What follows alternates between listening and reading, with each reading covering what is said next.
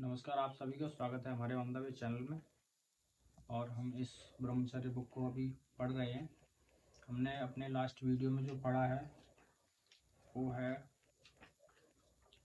कुछ आदर्श ब्रह्मचारी और ब्रह्मचारिणियाँ, इनके बारे में हमने पढ़ लिया है। तो उसमें थे हमारे प्रभु परशुराम जी और श्री हमारे हनुमान जी महाराज और श्री आंडाल गोदा जी के नाम से के और अब अगला जो हम स्टार्ट करेंगे वो है हमारा चतुर्थ खंड, जिसमें है प्रश्नोत्तरी, जिसका महत्वपूर्ण जो हेडिंग है वो है प्रश्नोत्तरी। जो प्रेमानंद महाराज जी से जो भी उनके भक्त वहाँ पर गए थे प्रेमानंद महाराज जी से मिलने, जो भी साधक थे, उन्होंने प्रेमानंद महाराज जी से क्या क्या पूछा है और महाराज जी ने उसका क्या आंसर दिया है, वो इस बुक में पूर्णतः बताया गया है। तो इसमें ये लिखा गया है कि साधकों द्वारा ब्रह्मचर्य विषयक पूछे गए महत्वपूर्ण प्रश्नों पर श्री हित प्रेमानंद गोविंद जी महाराज के उत्तर। तो आइए हम आज पढ़ते हैं। तो सबसे पहला ही प्रश्न एक साधक ने किया है। उसने सबसे पहला प्रश्न में लिखा है कि हस्तमैथुन कैसे छोड़ें। तो आइए हम आज इसको पढ़ते हैं कि हस्तमैथुन कैसे छोड़ें। ये है प्रश्न जो एक साधक का है प्रेमानंद महाराज जी से। उसका जो आंसर महाराज जी ने दिया है वो इसमें बताया है। सबसे पहले आपको यह समझना होगा कि जो क्रिया आप कर रहे हैं वह स्वार्थ और परमार्थ दोनों के लिए गलत है। इसके परिणाम आप स्वयं अनुभव कर रहे हैं कि आपको कितनी परेशानी हो रही है। इसलिए सबसे पहला कदम है दृढ़ निश्चय करना, कसम खाना कि मैं किसी भी परिस्थिति में इस गंदी क्रिया को नहीं करूंगा, क्योंकि किसी भी ऐसी क्रिया से ब्रह्मचर्य का नाश होना शारीरिक व मानसिक स्वास्थ्य के लिए अत्यंत हानिकारक है। दूसरा उपाय, उन सब बातों से दूरी बनाएं जो आपको इस क्रिया के लिए प्रेरित करे। गंदे दृश्य, गलत संगति अर्थात विषयी पुरुषों का संग। तीसरा उपाय, आपका भोजन शुद्ध और सात्विक होना चाहिए। मांस, अधिक मिर्च, मसाले और अशुद्ध आहार से अवश्य बचें, अन्यथा आप इस बुराई से नहीं निकल पाएंगे। साथ ही किसी अच्छे आयुर्वेदाचार्य से मिलकर धातु पुष्टिक औषधि लीजिए और समय पूर्वक रहिए। इस तरह कई महीनों तक अभ्यास कीजिए। प्रारंभिक समय में अभ्यास करते हुए भी कभी कभी स्वप्न दोष या बिना चेष्टा के वीर्यपात हो सकता है। इससे घबराना नहीं है। यदि आप संयम और धैर्य रखेंगे तो धीरे धीरे स्थिति सुधर जाएगी। यदि संयम नहीं रखा तो इससे आपका मानसिक व शारीरिक स्वास्थ्य दिन प्रतिदिन गिरता जाएगा। यह जो आप कह रहे हैं कि आपको बहुत चिंताएं परेशान कर रही हैं, वह इसलिए है क्योंकि आपकी वह धातु जो आपको पुष्ट करने वाली है वो नष्ट हो चुकी है। जो हमें बहुत सी चिंताओं से हमें मुक्त करती है उसे मेधा शक्ति, विचार शक्ति कहते हैं। यदि मेधा शक्ति बलवान हो तो वह 1 मिनट में सारी चिंताओं को काटकर मन को शीतल कर देती है। किंतु अब आपकी मेधा शक्ति बलवान है नहीं, तो सब चिंताएं आपको बार बार कलेश पैदा करती हैं। जो लोग ब्रह्मचर्य का नाश करते रहते हैं, उनकी मेधा शक्ति क्षीण हो जाती है, स्मरण शक्ति घटती है, स्वभाव चिड़चिड़ा हो जाता है, थोड़ी सी बात पर उन्हें क्रोध आ जाता है और बुद्ध में गहराई से सोचने की क्षमता नष्ट होने लगती है। यानी दिमाग में ज्यादा बल लगाने की सामर्थ्य नहीं रह जाती। बार बार कोई उनसे प्रश्नोत्तर करे तो वह एकदम गुस्सा हो जाते हैं। इसलिए बहुत सावधान हो जाने की आवश्यकता है। यद्यपि इस विषय पर प्राय चर्चा गुप्त रूप से की जाती है, पर हम इसलिए थोड़ा खुलकर इस पर बोल रहे हैं क्योंकि आज जो नई पीढ़ी है उसमें ज्यादातर सभी इस रोग से पीड़ित हैं। सोचो, नन्हे बच्चे जो मात्र 12 वर्ष के होते हैं, जब इस गंदी आदत हस्तमैथुन में पड़ते हैं तो 22 वर्ष की उम्र तक उनकी स्थिति बहुत खराब हो जाती है। इसके विपरीत जब कोई युवक 24 वर्ष की उम्र में ब्रह्मचर्य का पालन करता है और फिर वह गृहस्थी में भी जाता है, तो गृहस्थ जीवन से उसे हानि नहीं पहुंचा पाता, क्योंकि जब तक उसकी स्तब्ध धातु पुष्ट होकर परिपक्व हो चुकी होती है। अब उसे जो संतान होगी वह उत्तम संतान होगी और वह स्वयं धैर्यवान होगा। उसका दिमाग ठीक से काम करेगा और अच्छे से वह सोच पाएगा कि हमें संयम से रहना है। इसलिए इस अत्यंत हानिकारक गंदी क्रिया को जो आज से ही बंद करके समय और शुद्ध आहार से साथ साथ व्यायाम और प्राणायाम को जीवन में अनिवार्य रूप से शामिल कीजिए। शरीर को श्रम से थकाइए, इससे भी ब्रह्मचर्य पालन में मदद मिलती है। गंदी फिल्में, चित्र और ऐसे मित्रों का संग छोड़ दीजिए जिनसे बुरी प्रेरणा मिलती है। आप थोड़ा उत्साहित होइए, क्योंकि निरुत्साहित व्यक्ति स्वार्थ या परमार्थ किसी भी मार्ग में आगे नहीं बढ़ पाता। अतः उत्साह संपन्न बनिए, आप पुनः वैसे ही ठीक हो जाएंगे, आपकी मानसिकता भी बिल्कुल ठीक हो जाएगी। ध्यान रहे, दवाइयाँ केवल सहायक हैं, वास्तविक समाधान संयम और दृढ़ता से ही होगा। इसमें कुछ समय लगता है जैसे 6 माह या 1 वर्ष। अतः धैर्य रखना होगा, उत्साहित रहकर नाम जप जरूर करना होगा। यह नाम जप अगर नहीं होगा तो कोई भी लाभ नहीं दिखेगा। ठीक होने के लिए सबसे आवश्यक है गलत चिंतन बदलना।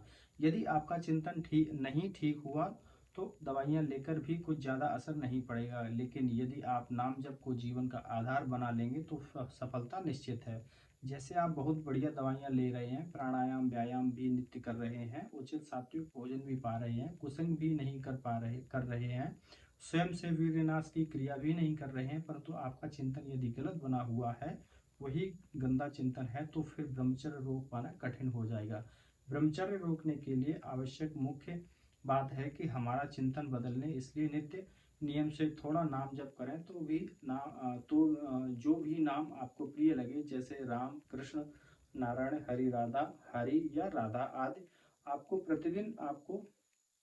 प्रतिदिन अपने जपने का 20-20 मिनट अभ्यास कीजिए। यही मन को शुद्ध करेगा, चिंतन को बदल देगा और ब्रह्मचर्य पालन में वास्तविक बल प्रदान करेगा। यदि बीच बीच में बिना किसी क्रिया के स्वाभाविक रूप से धातुपात हो भी जाए तो चिंता न करें, बस स्वयं से गलत क्रिया मत कीजिए, संयम रखिए, धीरे धीरे एक दिन सब ठीक हो जाएगा।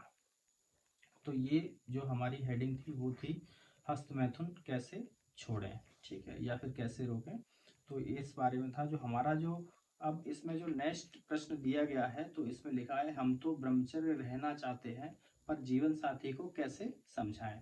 तो हमारे जो महाराज जी हैं उन्होंने इसमें उत्तर दिया है कि इस स्थिति में सबसे पहले आवश्यक है कि आप अपने जीवन साथी को प्यार से अपने अनुकूल बनाइए। ऐसा ना हो कि आप हठपूर्व ब्रह्मचर्य धारण कर लें और वे व्यभिचारी प्रवृत्ति में उतर जाएं। यह उचित नहीं होगा। अपने जब सदगृहस्थी का आश्रय लिया है तो शास्त्र सिद्धांत के अनुसार शरीर से निरपेक्ष होकर समागम कीजिए और धीरे धीरे उन्हें अपने अनुकूल कीजिए। उनके मन में यह भाव बैठाइए कि यह क्रिया ही जीवन का परम सुख नहीं है, इससे ऊपर भी कोई सुख है। यदि संतान उत्पत्ति की आवश्यकता है तो वह निंदनीय नहीं है। संतान उत्पत्ति करना भगवान की पूजा है, क्योंकि सृष्टि के क्रम को आगे बढ़ाना उसी का कार्य है। परंतु जब संतान उत्पत्ति पूरी हो चुकी है और फिर भी केवल कामासक्त होकर उसमें प्रवृत्त रहना ठीक नहीं, इसलिए दोनों को मिलकर समझौता करना चाहिए। शास्त्रीय सिद्धांतों के अनुसार अपने मन को शांत करने का प्रयास करें, और यदि कभी आप इस सिद्धांत से असफल हो जाएं तो अपराध नहीं लगता, क्योंकि आप गृहस्थ हैं। फिर भी सावधानी पूर्वक धीरे धीरे जीवन साथी को अनुकूल बनाना आवश्यक है। हाँ, यदि किसी ऐसी स्थिति आ जाए कि जीवन साथी एकदम भजन विमुख होकर अधर्माचरण करने लगे और आपको भी बाधा पहुंचाए, तब प्रभु से प्रार्थना कीजिए, हे नाथ, ये सब आपका कार्य है, आपके जीवन साथी के रूप में है, मैं आपके भजन, आपके चिंतन और आपके चरणा विंद को नहीं छोड़ सकता। अब जो उचित हो आप कीजिए। आगे का मार्ग प्रभु स्वयं आप बनाते हैं। फिर भी अभी के लिए प्रयास यही हो कि प्रेम पूर्वक जीवन साथी को सहयोगी बनाइए। एक नियम और सीमा निश्चित कीजिए जिसमें दोनों सहमत होकर एक हो सकें। प्रेम से सब संबंध हैं। प्रेम ही शक्ति से दुष्ट व्यक्ति भी महात्मा बन सकता है। हाँ, कुछ समय तक वह आपके अनुकूल नहीं चलेगा, आपको उसके अनुकूल चलना पड़ेगा। जैसे कितने जीवन यहाँ आते हैं तो बिल्कुल परमार्थ लायक नहीं, बिल्कुल घोर विषयी हैं, लेकिन उनको प्यार करके दुलार करके अवसर आने पर कभी उनको डांट कर के सत्मार्ग पर लाया जाता है। इन तीनों प्रकार की दवाओं की आवश्यकता पड़ती है। जब कभी डांट का अवसर होता है तो कड़वी से कड़वी डांट, फिर तत्काल इतना प्यार कि वह बेचारा विवश हो जाए कि यह सोचने के लिए कि यह मेरे हैं और इसी मेरेपन में उन्हें ऊंचा उठाया जा सकता है। यदि आप प्यार से अश्रुपूर्ण नेत्रों से युक्त होकर अपने जीवन साथी को समझा कर कहेंगे कि देखो, हम दोनों मित्र हैं, मैं आपका विरोध नहीं करता, यदि आप कहें तो हर बात के लिए तैयार हूँ, पर थोड़ा विचार कीजिए। क्या जीवन का सार यही है, यही विषय भोग है, तो निश्चित वे आपके अनुकूल हो सकते हैं। इस प्रकार आप उनको अनुकूल करने का आप प्रयत्न कर सकते हैं। यदि आप आवेश में आकर उनके प्रतिकूल बर्ताव करेंगे तो आपके जीवन साथी के हृदय में नकारात्मक भाव आ सकता है, स्थिति बिगड़ सकती है और ऐसे जीवन साथी जीव को आप पतन की ओर ले जा सकते हैं। इसलिए आपको भी उनके प्रतिकूल नहीं चलना चाहिए। गृहस्थ के लिए सहवास कोई अपराध नहीं है, विरक्त यदि ऐसा करे तो वह घोर अपराध है, पर गृहस्थी में यह सर्वथा निषिद्ध नहीं है। आप स्वयं अनुभव कर रहे हैं कि आप जितना ब्रह्मचर्य धारण करते हैं उतना ही प्रभु के चिंतन में आनंद मिलता है, भजन साधन में मन लगता है। यह परम सत्य है। ब्रह्मचर्य क्षीण होते ही साधन भजन के प्रति उत्साह घट जाता है। इसलिए यदि दोनों की रुचि हो तो दोनों ब्रह्मचर्य से रहें। यदि एक की रुचि न हो तो दूसरा सहयोग दे, ताकि वह कहीं लड़खड़ा कर पतित न हो जाए। अगर पति पत्नी दोनों दो मिलते हैं, दोनों मित्र बनते हैं, एक दूसरे की रुचि का आदर और परस्पर सहयोग करें, तभी जीवन यात्रा ठीक चलेगी। ऐसे नहीं चलेगा कि आप ब्रह्मचारी बनकर के बैठे हो और आपका जीवन साथी व्यभिचारी में प्रवृत्त हो जाए। ऐसी स्थिति में आपका ब्रह्मचारी बनकर रहना इतना महान नहीं होगा जितना आपके जीवन साथी का भावना का आदर करके उनका सहयोग करना होगा। यदि याद रखिए, प्रेम से भगवान को भी वश में किया जा सकता है तो जीव की क्या बात है, परंतु इसके लिए धैर्य की आवश्यकता है। धीरे धीरे समय लेकर प्रेम पूर्वक जीवन साथी को अनुकूल बनाइए। तो इसमें था हमारा, हम तो ब्रह्मचारी रहना चाहते हैं पर जीवन साथी को कैसे समझाएं। तो जीवन साथी के लिए ब्रह्मचारी को कैसे बनाए अपने जीवन साथी को, इसमें दिया गया था। अब जो हमारा अगला प्रश्न है वो है, हम चाहते हैं कि हमारी संतान के रूप में एक भक्त पैदा हो। इसमें अगला प्रश्न है साधक के द्वारा प्रेमानंद महाराज जी से, हम चाहते हैं कि हमारी संतान के रूप में एक भक्त पैदा हो, उसके लिए क्या करना पड़ेगा। तो आइए प्रेमानंद महाराज जी ने क्या आंसर दिया है, हम इसको पढ़ते हैं। आपको स्वयं भगवान की आराधना करनी पड़ेगी। जब तक माता पिता भक्त नहीं होंगे, भगवान के चिंतन परायण नहीं होंगे, सतोगुणी नहीं होंगे, तब तक भक्त संतान कैसे हो सकती है। यह तो बड़े भाग्य होते हैं जब पुत्र भगवान का भक्त होता है। इसमें एक श्लोक दिया गया है, कुलम पवित्रम जननी कृतार्थम वसुंधरा पुण्यवती च येन। इसका अर्थ है, वह भूमि पावन हो जाती है, वह कुल पावन हो जाता है, वह माँ जय जयकार करने योग्य हो जाती है जिसका पुत्र भगवान का भक्त पैदा होता है। अर्थात वो माता पिता धन्य, वो कुल धन्य, वो देश धन्य, वो गांव धन्य जिसमें भगवान का अनुरागी भक्त हुआ हो। इसलिए कुछ नियमों का पालन यदि आप करें और भगवान का भजन करें तो भक्त संतान होने की संभावना है, वह भी भगवान की कृपा से पलनी।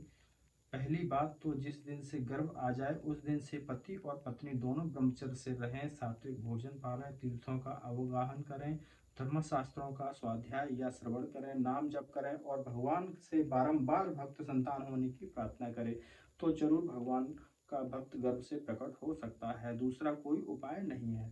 संसार का त्याग करके रात दिन भगवान में चित्त छोड़कर ये बहुत बड़ी बात है। इसलिए भगवान से प्रार्थना करें और संयम से चलें, नाम जप करें, तो वही संस्कार गर्भस्थ शिशु में पड़ेंगे जिससे जरूर वह भगवान का भक्त या देशभक्त पैदा होगा और माता पिता का जीवन कृतार्थ हो जाएगा। अतएव जैसे परमाणु हम अपने परिवार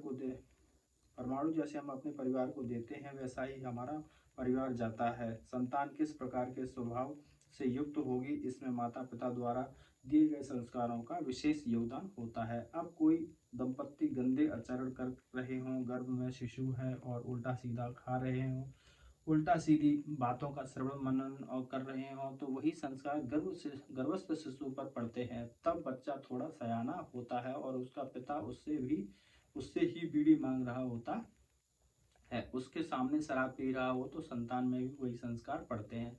अगर माता पिता अपने पुत्र को भगवत भक्त बनाना चाहते हैं तो गर्भाधान से ही सावधानी रखनी पड़ेगी, क्योंकि बालक गर्भ में आ जाए तब से पति पत्नी को पूर्ण ब्रह्मचर्य से रहना चाहिए। किंतु आज के समय में कौन माता पिता ऐसे हैं जो इसका पालन करते हों। कोई विरले संयमी ऐसे होंगे जो ऐसा सोचते होंगे कि अब हमें 1 वर्ष ब्रह्मचर्य से रहना है। बहुत कठिन बातें हैं ये, तभी तो आज की संतानें देखो सब कामुक प्रवृत्ति की, मन में मलिनता लिए हुए, अपने माता पिता का भी अपमान करने वाली, समाज में द्रोह पैदा करने वाली, समाज में हानि पैदा करने वाली उत्पन्न होती है। इसलिए बहुत सावधानी की आवश्यकता है।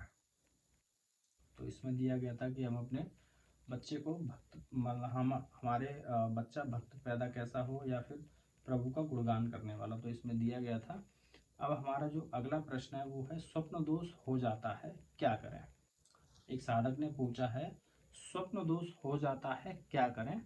तो महाराज जी ने आंसर में लिखा है, महाराज जी का जो बताया गया उत्तर है वो है, लोगों के आचरण कुछ गलत हो जाते हैं जिन आचरणों के कारण वह अपनी दिनचर्या को नहीं संभाल पाते।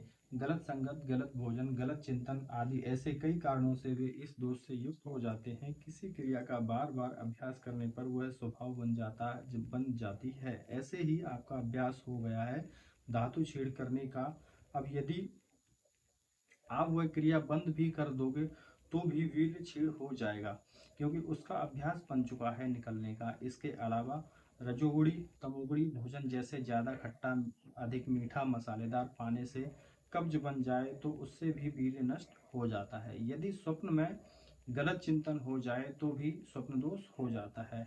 अब अगर साधक स्वप्न दोष से बचना चाहता है तो सर्वप्रथम उसे भगवान की शरण होना होगा, जिससे उसका अंतःकरण जो मिलन चिंतन से युक्त है उसका सुधार होगा। चिंतन बदलने बिना आप इसे को रोक नहीं सकते। आपका भोजन शुद्ध हो, पेट साफ हो, आप नियमित व्यायाम भी करते हो, गलत क्रिया भी नहीं करते हो, लेकिन यदि गलत गाढ़ चिंतन हो गया तो आप धातु रहित हो जाएंगे। इसलिए प्रभु की शरण में होकर नाम जप करें, सत्य शास्त्रों का स्वाध्याय करें, सात्विक भोजन करें और शरीर को खूब थकाएं।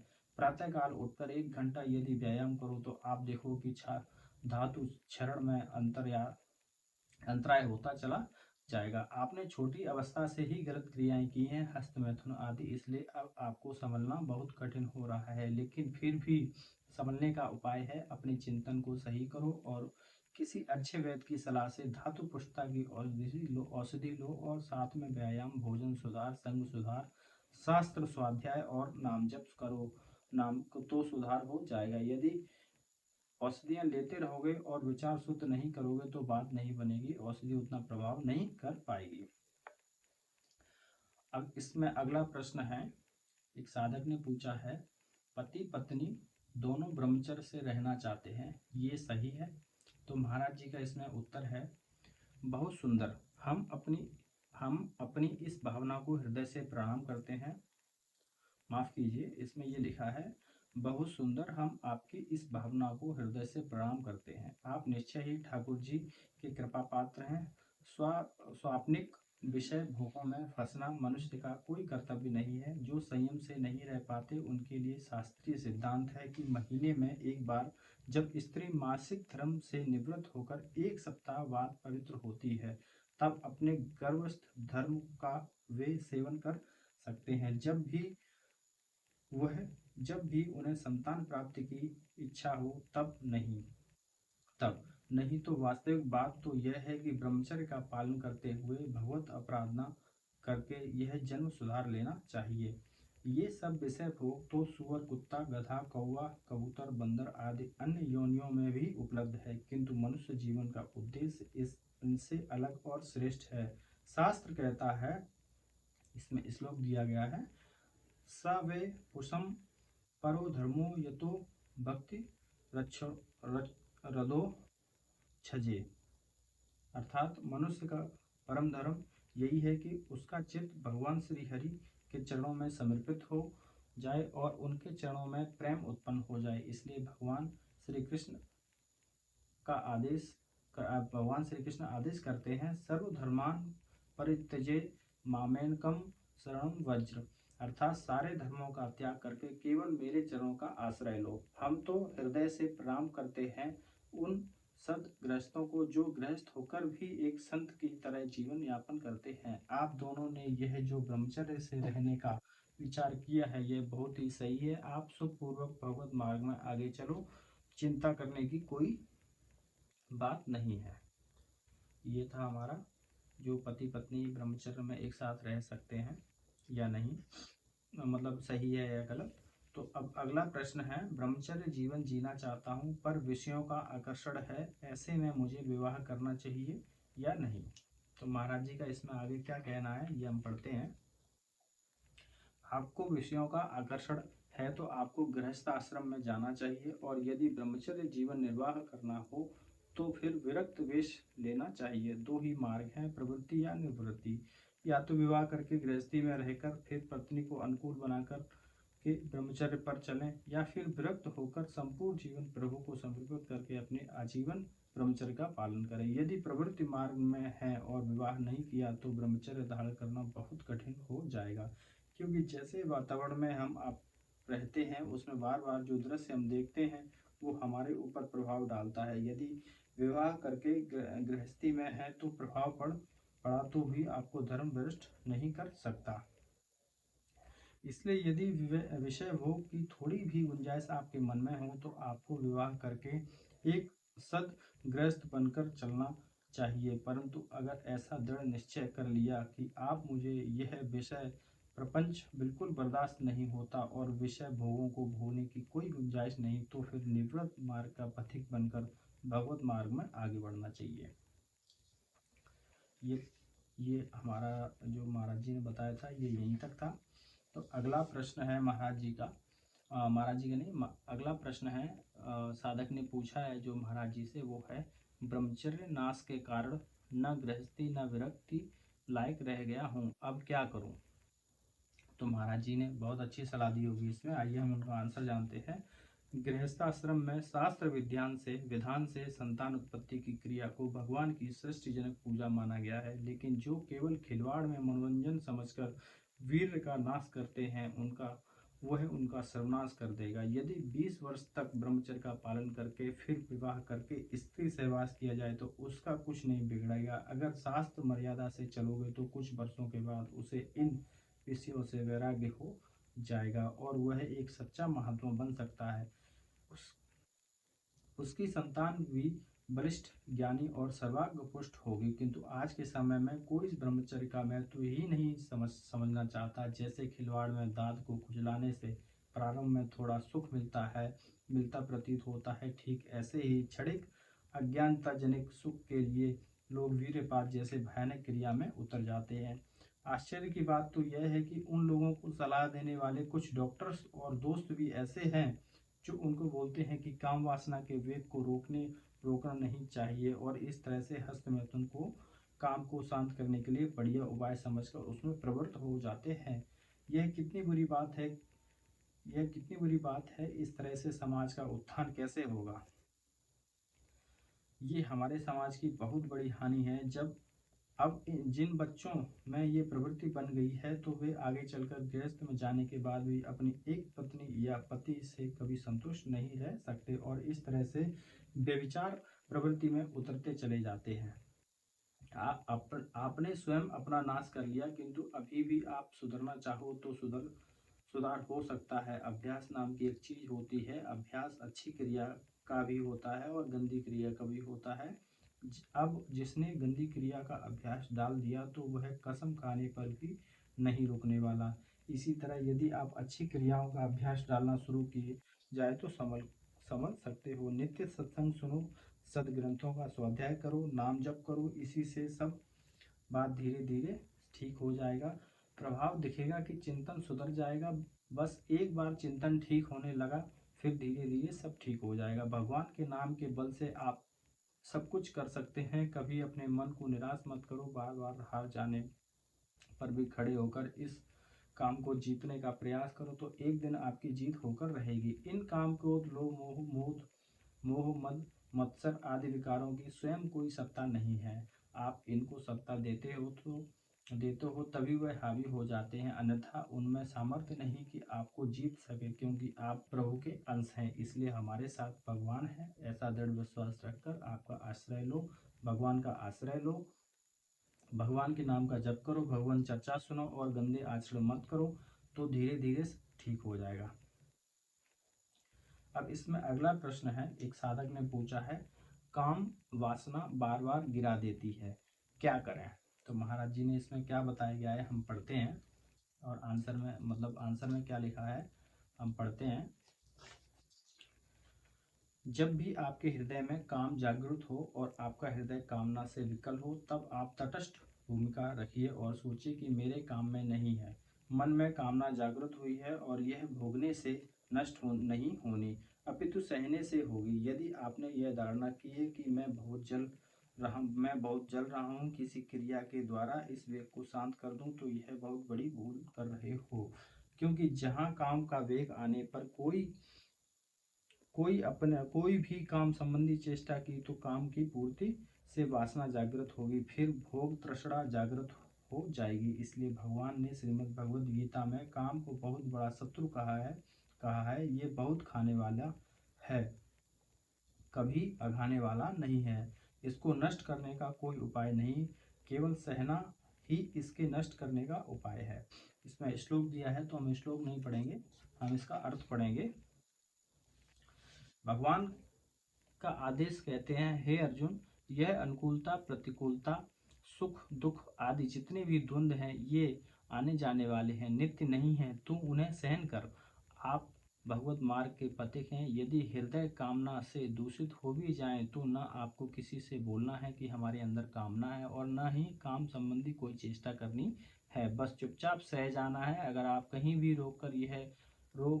रोक कर कह देंगे कि आपके अंदर काम है तो आपके उस असत वृत्ति को सत्ता दे देगी। अब वह काम आपके पीछे पड़ जाएगा, आपको सताएगा और आपको अशांत करके परमार्थ से भी भ्रष्ट कर देगा। अरे इन विकारों की कोई सत्ता ही नहीं है, इन काम क्रोध आदि को केवल भ्रम के कारण आप सत्य मान बैठे हैं। आप जिस मार्ग के पथिक हैं उसका स्वरूप है सहन करना। जब प्रभु देखेंगे कि मेरा भक्त मेरे लिए कितना जलन सह रहा है तो निश्चित वे आप पर कृपा करेंगे। प्रतिपल वो हमें देख रहे हैं, चाहे हम शास्त्र अनुकूल आचरण करें या शास्त्र विरुद्ध। आप बहुत बहादुर हैं, घबराइए नहीं। जैसे कोई योद्धा अपने देश प्रेम पर न जाने कितने शस्त्रों का प्रहार हंसकर सहन करता है, ऐसे ही यह सूरवीरों का मार्ग है। माया के हजारों बार हों फिर भी उपासक हरि शरणम कहता हुआ अपने प्रभु को पुकारता हुआ आगे बढ़ता है। इन विकारों को सत्य मानना ही पतन का कारण है। साधक वही है जो विकारते आते ही उसे विवेक से काट दे और नाम जप करे। यदि ऐसे चलोगे तो कुछ देर जलन होगी, फिर वह शांत हो जाएगी। जो जलन आई थी वह अगली बार कम आएगी, फिर इससे भी कम और फिर एकदम खत्म हो जाएगी। एक क्षण के लिए भी प्रभु का नाम उनका स्मरण न छूटे, फिर देखो कौन सा विकार आपको परास्त करता है।